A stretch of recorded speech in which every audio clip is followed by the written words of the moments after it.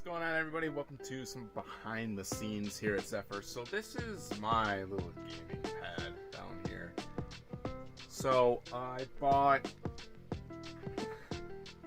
a CRT and a PlayStation 1, and I am going to go over whether or not I think emulation is typically better than going with original hardware, because I often state that I am emulating certain games even though I typically own them, and as you can see, my collection is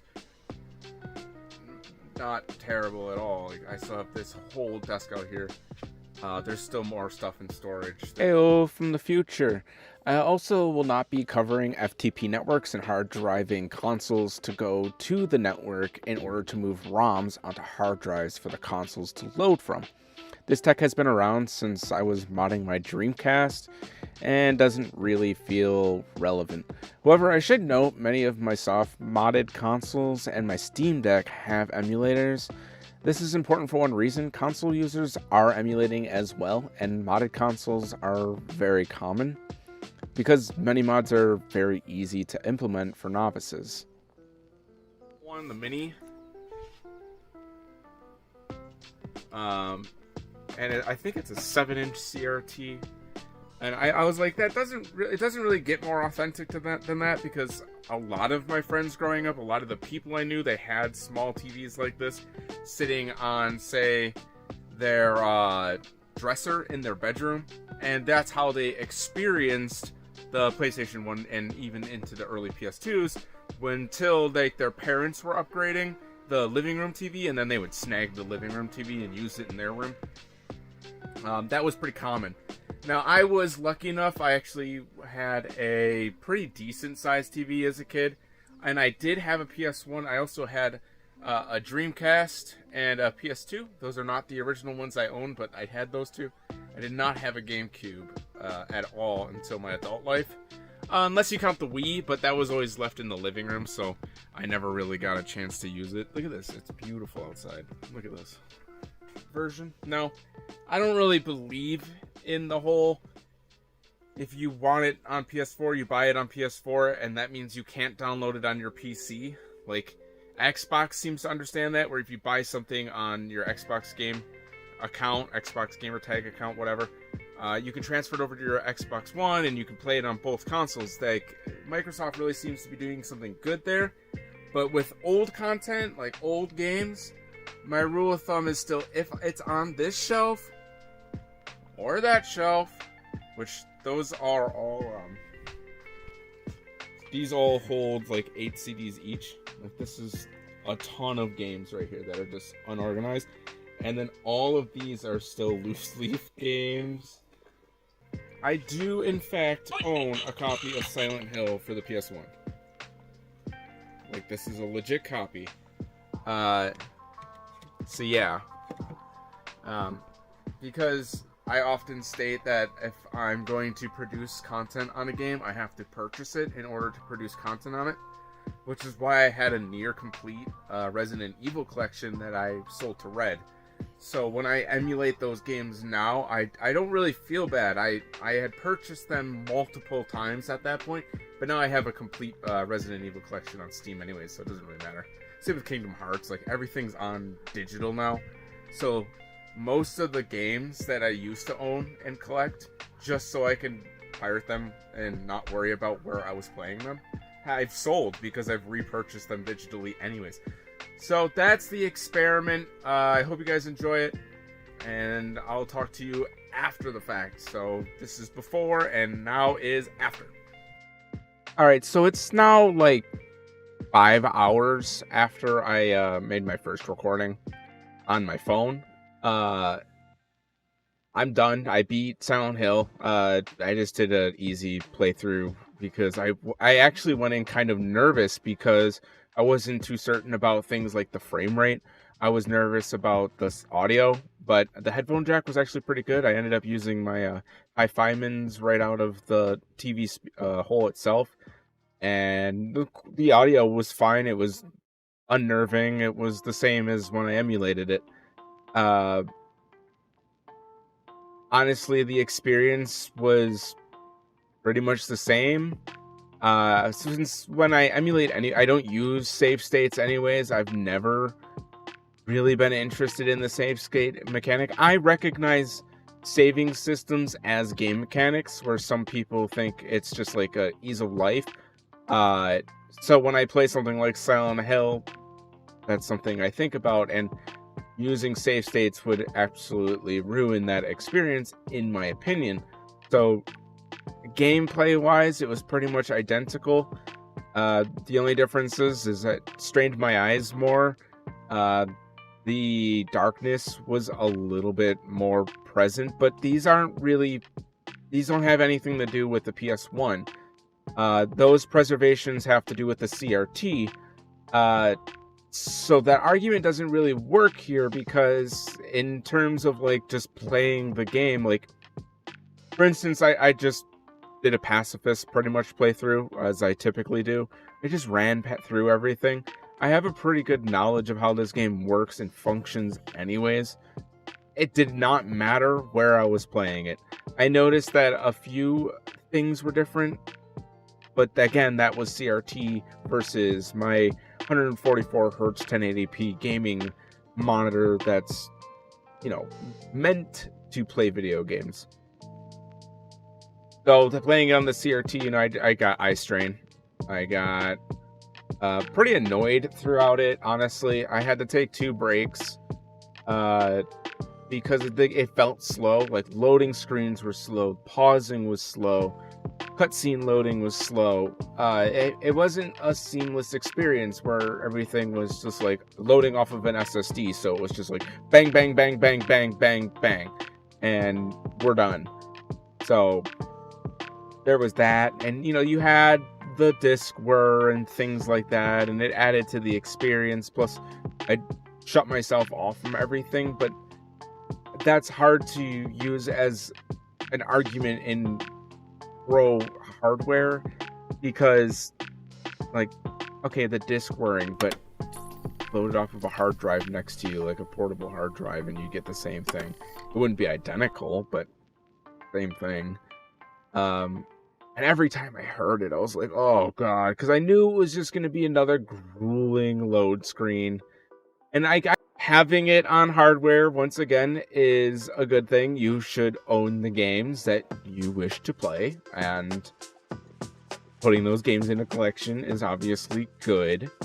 But getting your hands on something like Silent Hill isn't easy. It's not cheap.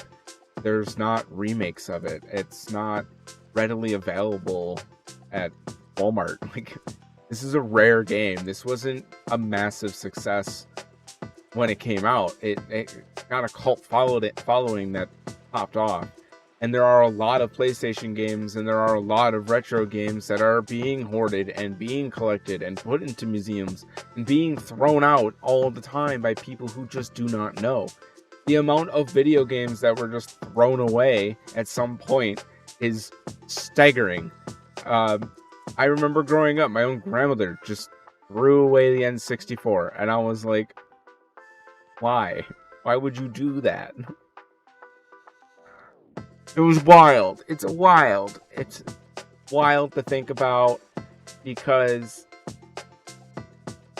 without emulation, we wouldn't have the archival. And that's the most important part, is having these games readily available for people to purchase, or readily available to play.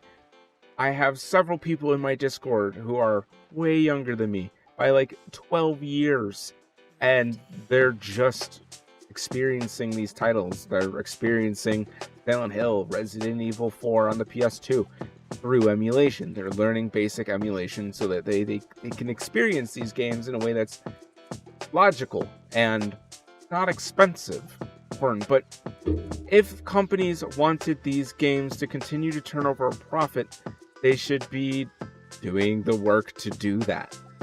Continually updating the game, getting it better graphic enhancements, putting it on multiple consoles, getting it onto a PC platform, retroactive approaches, getting it updates later in life. You can do 1-year updates and things like that by just having it as a part of the community to do it. and continue to sell it and continue to support it. But obviously, that's not how the real world works. People lose interest. You beat it. You move on to the next game. You don't want everything to be a live service. You don't want everything to be like, okay, Silent Hill 2 is canon, but we're adding a new ending onto Silent Hill, so that way it works better for the lore folks. So you can choose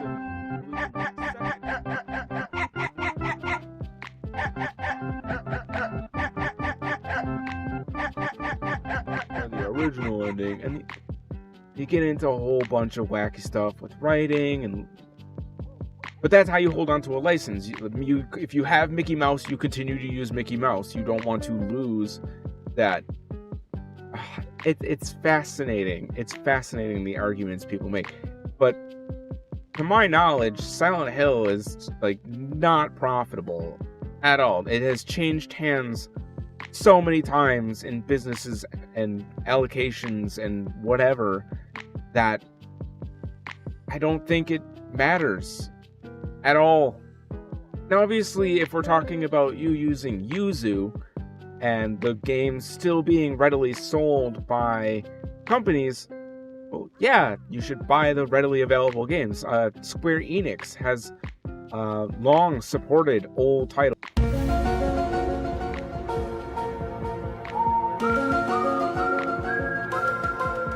Old titles and putting them continuously onto new discs.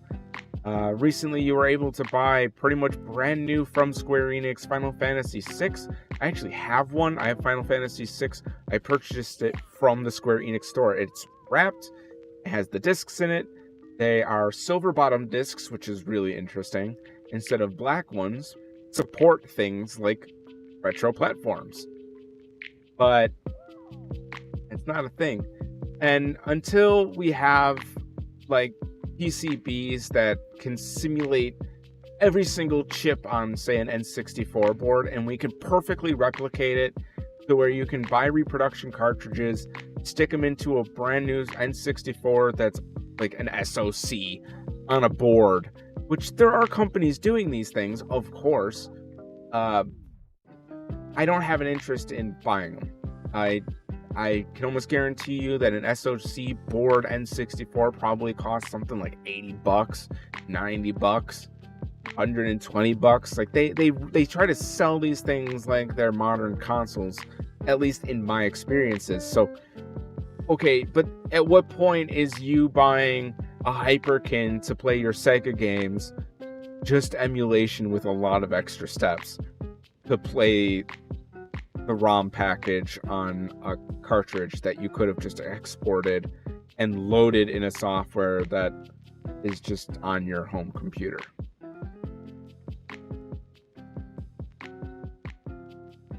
The emulation debate is dumb to me.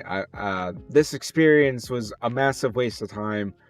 I didn't record anything because there was nothing to record. It was literally just me silently speedrunning Silent Hill 1 on PS1. On a PS1, on a CRT. Reliving that 90s fantasy that I literally grew up with to see if it was genuinely better than my experience in front of my 3-monitor computer where I have full access to whatever I want to do, including running these games. And no, it surprise, it wasn't better. I don't think the time period it's based in and the controller format for the generation, and just like your granddad or your parents would have played it. It's like, I don't really give a shit. I did all that. I grew up in the 90s. I grew up in the video game explosion. Like that, I was primed for it.